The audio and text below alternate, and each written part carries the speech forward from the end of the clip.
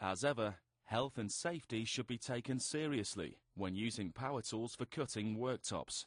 Furthermore, you should familiarize yourself with correct handling procedures. All such issues and more are dealt with in the installation leaflet, enclosed with the installation kit.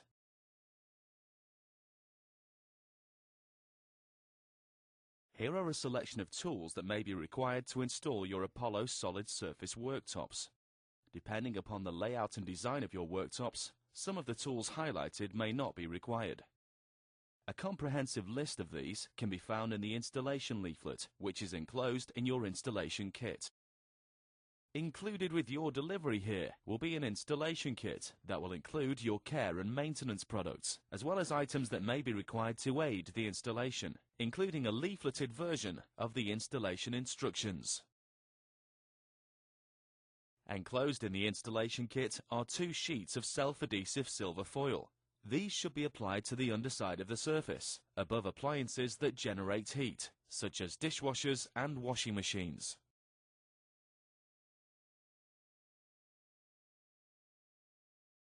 When you receive the goods, they will be packaged in shrink wrap and foam edging for protection. When removing the packaging, any cutting should be done from the underside so that the surface of the material does not get damaged.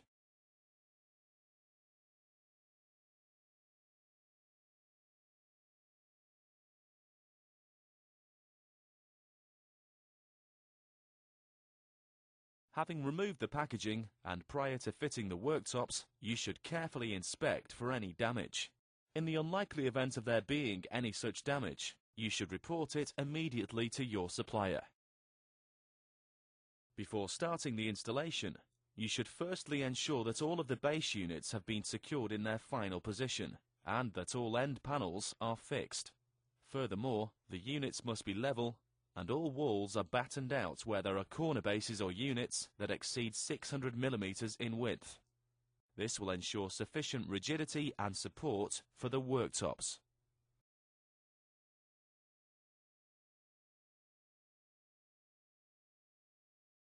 With this particular installation, and because the sink is already housed in the worktop, we are looking firstly to ensure the sink top is cut to ensure the sink fits centrally in a 600 base unit. Here, we are transferring the relevant dimension from the center of the base unit to the center of the sink on the worktop.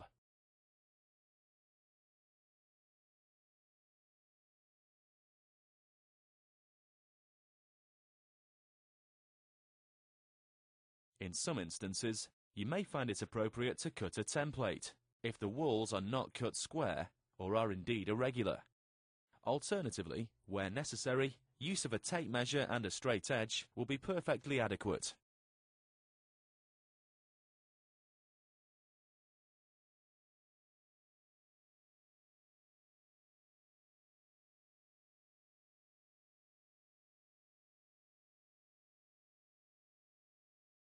Having marked the line that needs to be cut on the worktop, we mask off the surface of the top to prevent the circular saw from coming in contact with the surface and creating any unnecessary damage.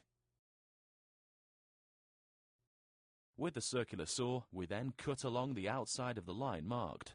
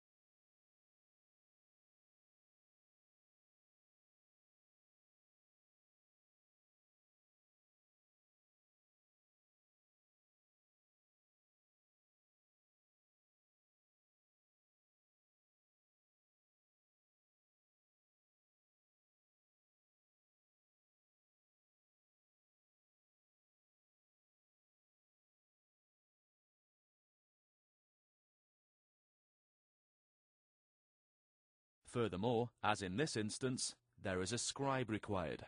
We are using the templates previously prepared to profile off with the use of a hand router with a straight flute cutter with a wheel on top.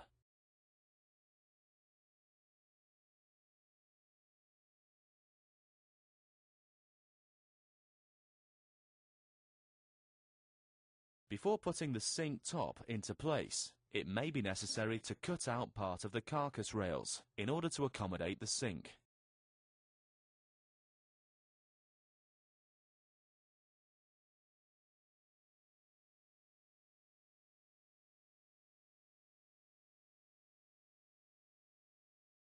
Having cut the ends of the tops that do not require joints, we are now ready to cut the joints.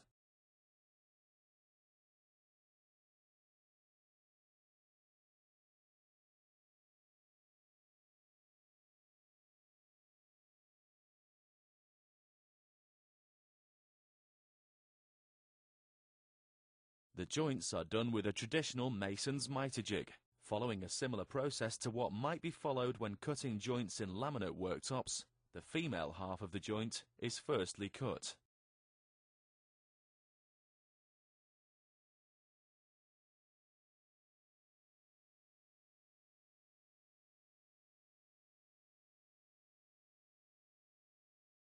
The accurate position for the male side of the joint can then be marked.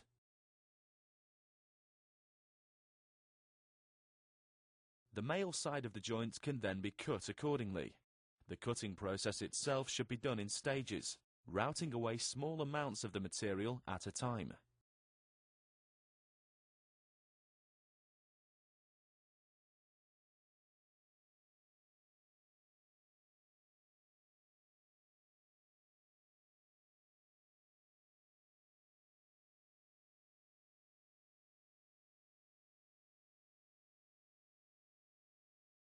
It is essential to ensure the finished edge of the joint is smooth, straight, and accurate. This will help ensure the seamless joint finish you are looking for.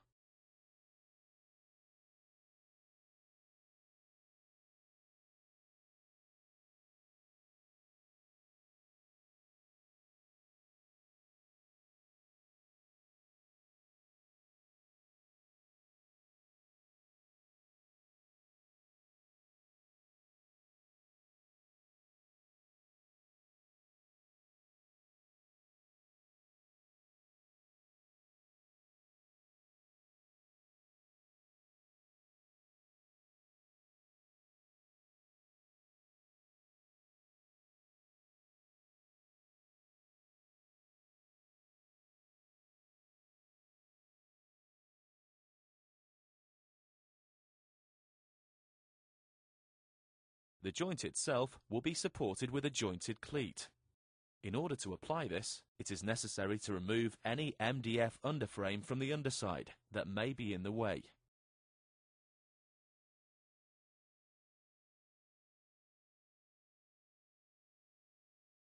The underframe itself is silicone down and can be easily removed with a hammer and chisel to prise it away.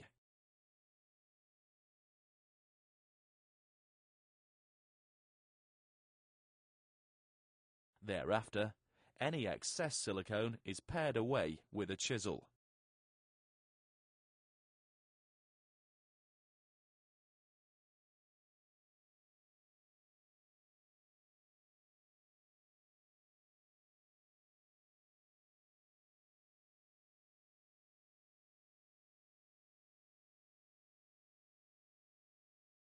Having removed the underframe from both sides of the joint, we can prepare the joint's cleats by firstly applying silicone and hot melt to the MDF packer supplied and bonding it to the jointing cleat supplied.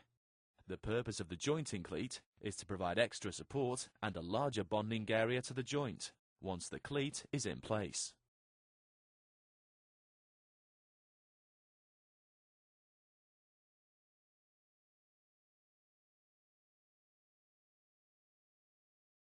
The cleat itself should be positioned 50 mm in from the edge of each side of the joint.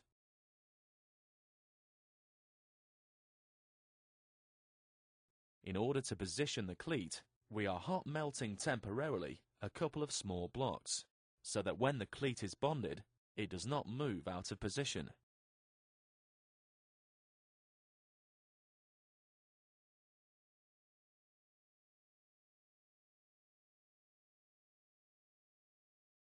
After this, the jointing area can be cleaned, using the alcohol wipes supplied with the installation kit.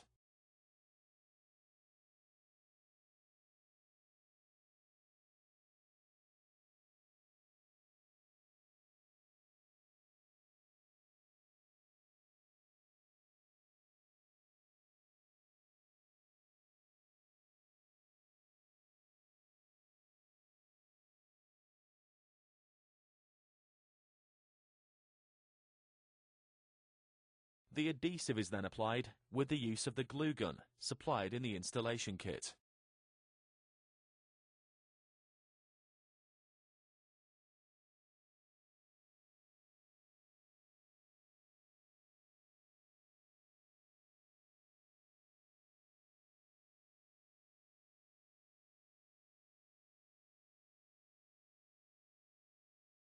With any new tube of adhesive, the first few squeezes of the adhesive should be discarded to ensure it mixes correctly.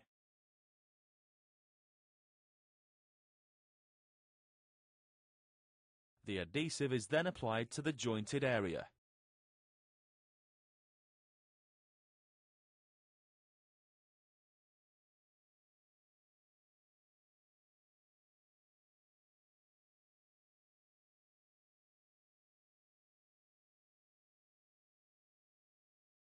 The cleat is offered into position and clamped into its position.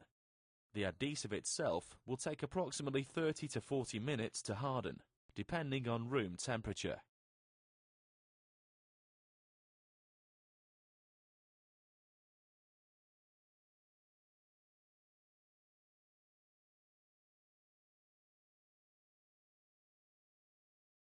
Once the cleat is bonded, the worktops can be put into position dry to check that both sides of the joints marry up accordingly.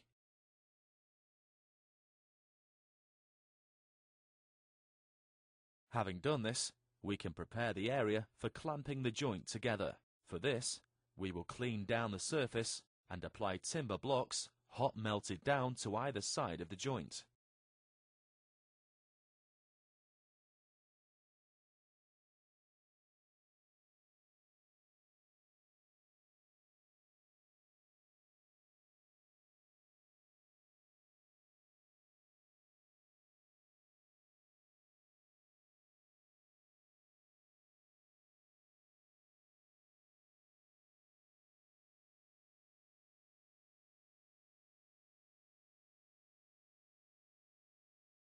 These blocks will then be used as a brace to tighten the joint once the adhesive is applied.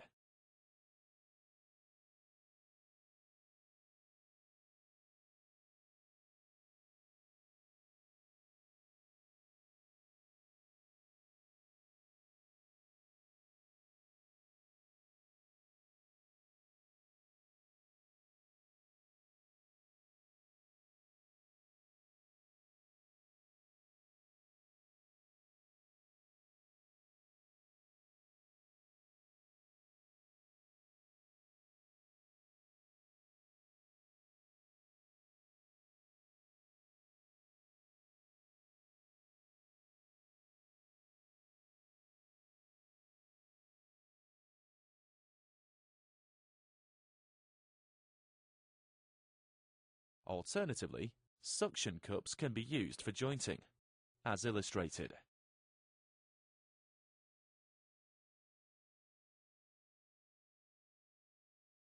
Prior to finally bonding the joint, we can clamp the joint up dry to ensure the joint tightens up accurately. Once we are satisfied that the prepared joint is good, we once again clean both sides of the joint with the alcohol wipe.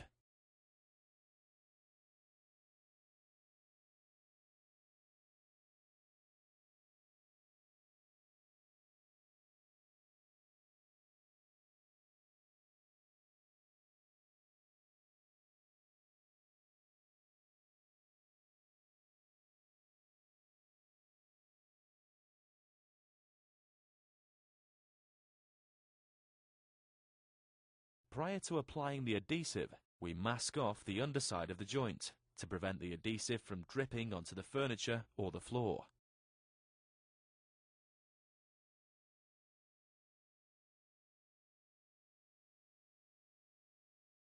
The adhesive is then applied to the surface of the jointing cleat, as well as the face of the jointed edge.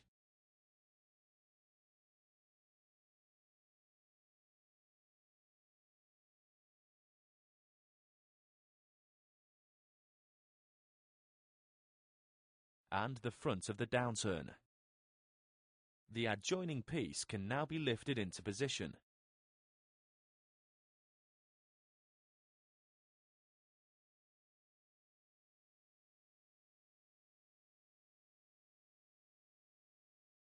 And a final bead of adhesive applied to the gap prior to clamping up.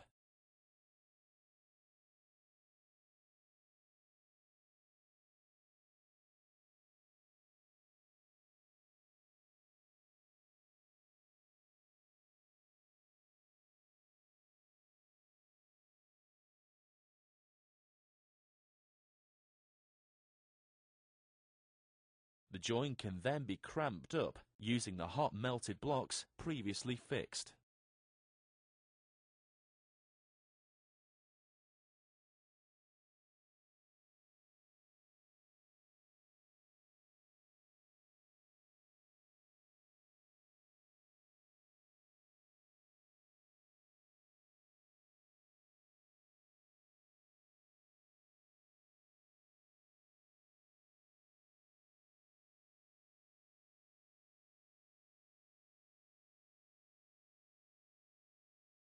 Having clamped up, we can then check that the joint is level.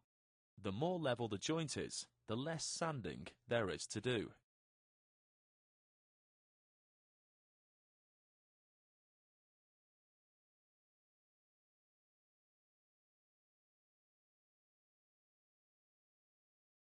Once the adhesive is hardened, we can remove the clamps and the blocks can be tapped off.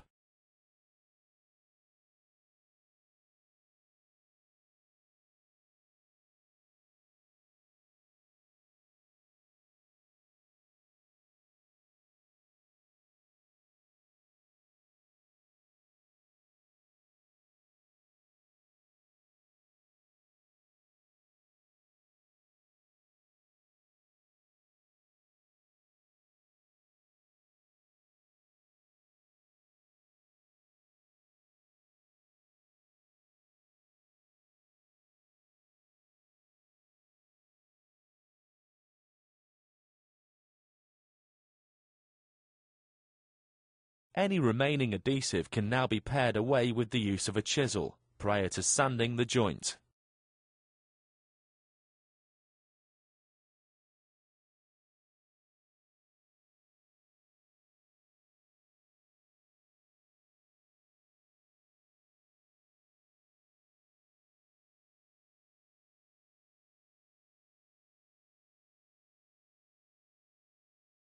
We are now ready to finish the joint.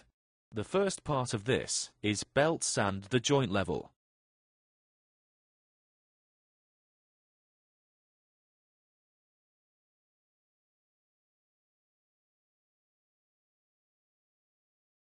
When sanding, you should be careful not to oversand in one particular area, so it's important to keep the machine moving over the whole of the jointed area until the excess adhesive is removed and the joint is level.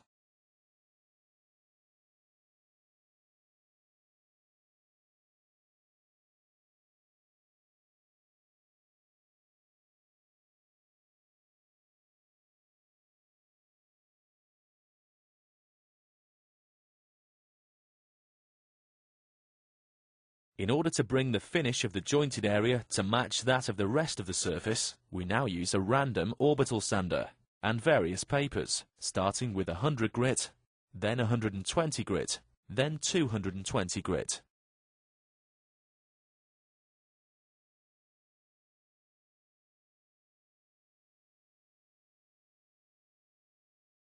It is essential that prior to changing to a finer grit, that the scratches from the previous paper are removed again, being careful, however, not to oversand.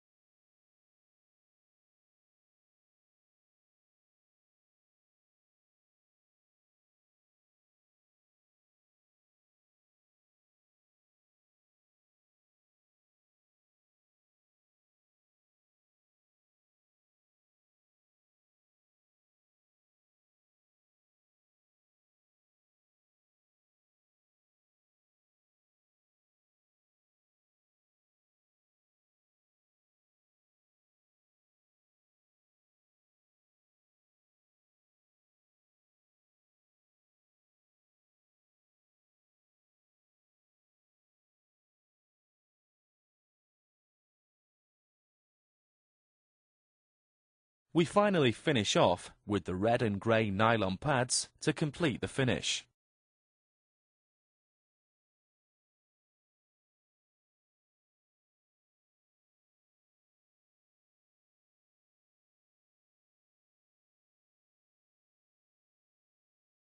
The excess adhesive on the internal corners can be pared out with a chisel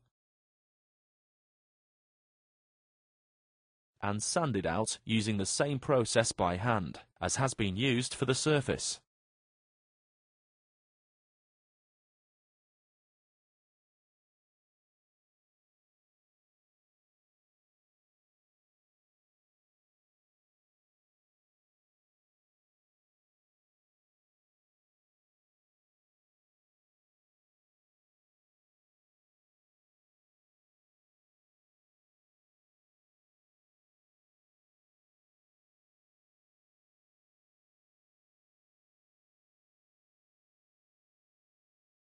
The worktops should be securely fixed down using the fixing bracket supplied.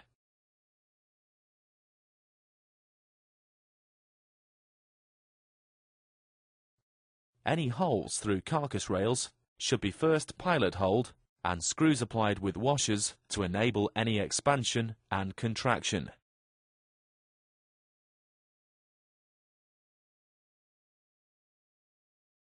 Having cut a worktop to length, it may be necessary to cap an exposed end off with a downturn.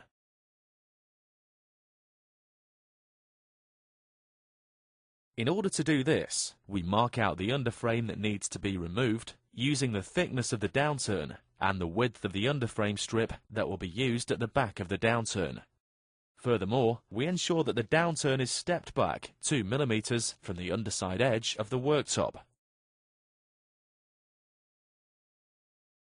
The excess MDF underframe is then removed with a hand router.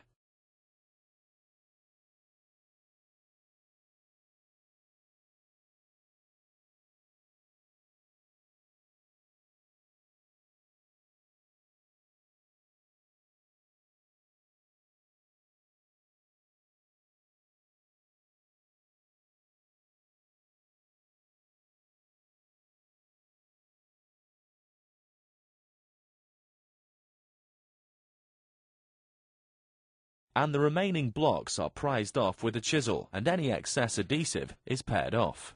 This clears the area to accommodate the downturn.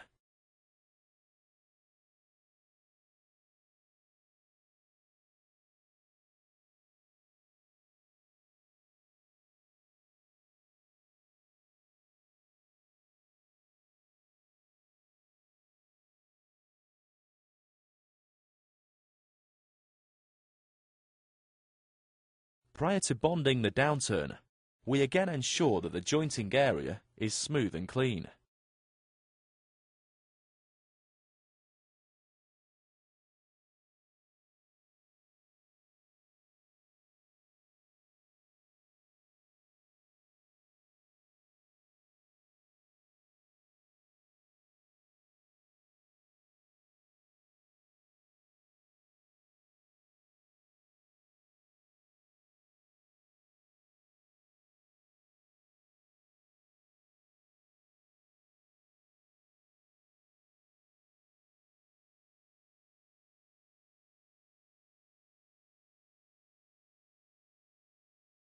The MDF frame is then siliconed and hot melted into place.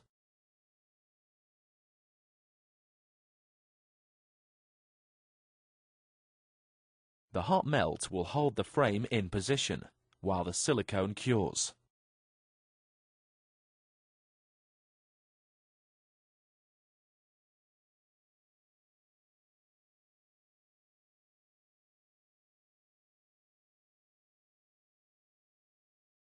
The jointed edge of the downturn is then keyed up and cleaned with the alcohol wipe.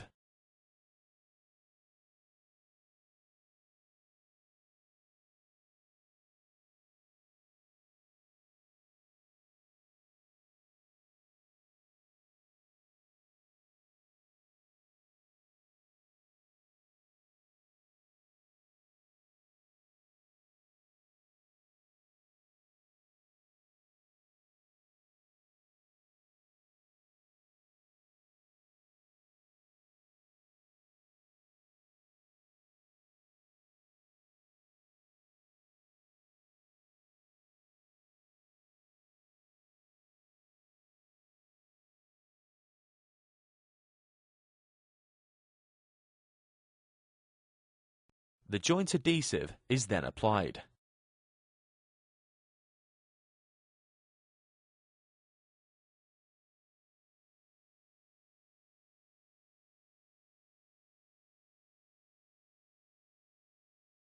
And the downturn is positioned and clamped into position.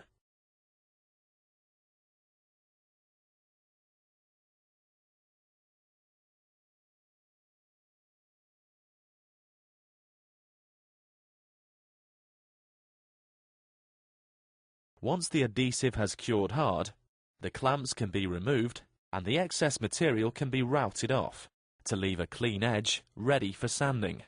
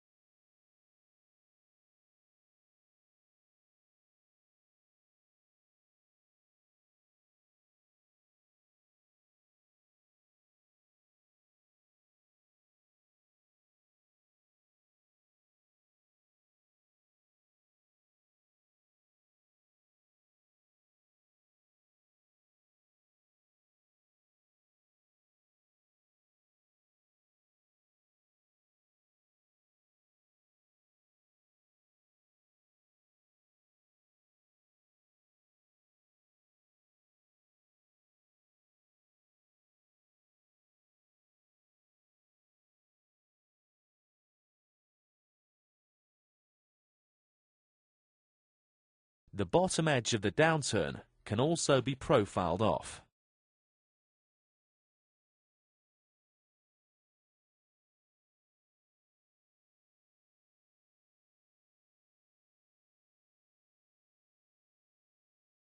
The sanding process is the same as with the joint, using 100 grit, then 120 grit, then 220 grit papers, before finishing off with the red and grey nylon pads on the underside and edge of the downturn.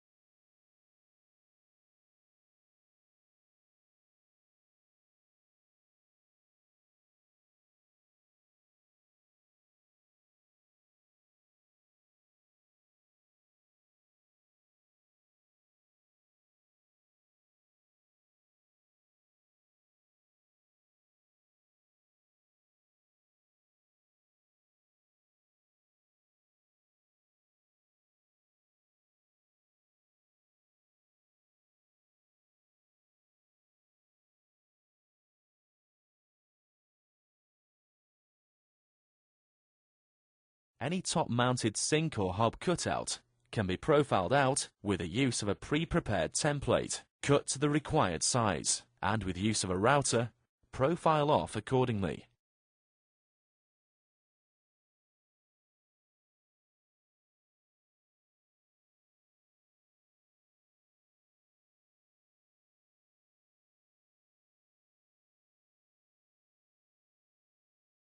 Again, cut out the depth in stages. Do not force the router to cut away all of the material at once.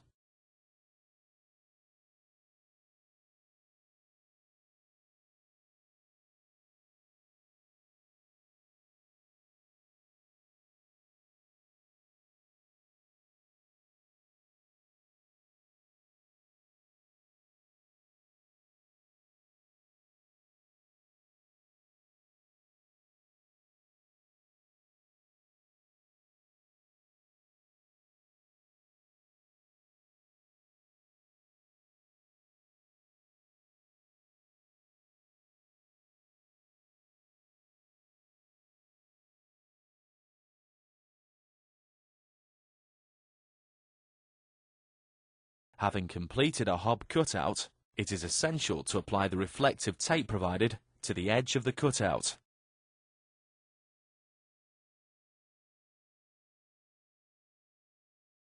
This will prevent any excessive heat generating into the surface.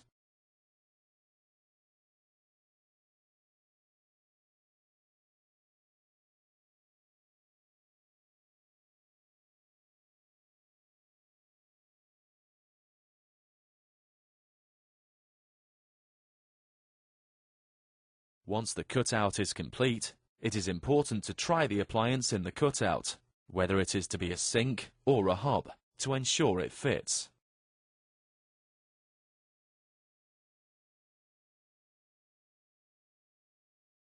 These are simply drilled by either using the appropriate size hole saw or routing out the required hole size.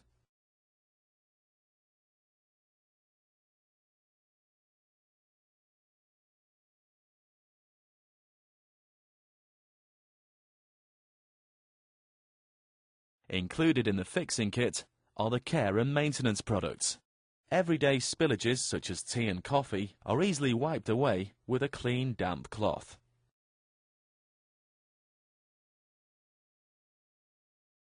Fine scratches are easily sanded away by using the sanding pad included in the installation kit.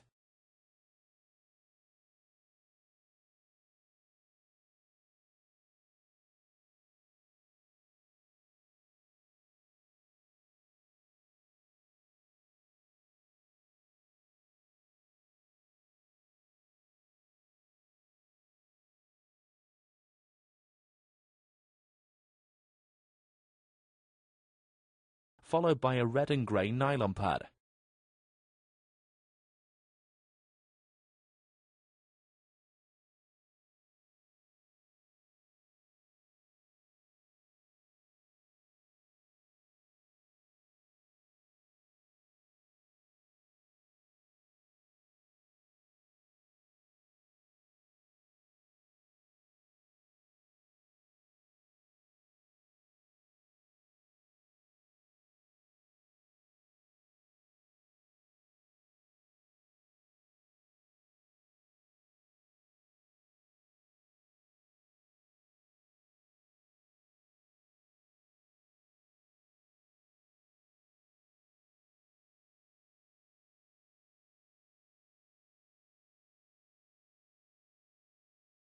And finally finishing off with a cream cleanser enclosed in the installation kit.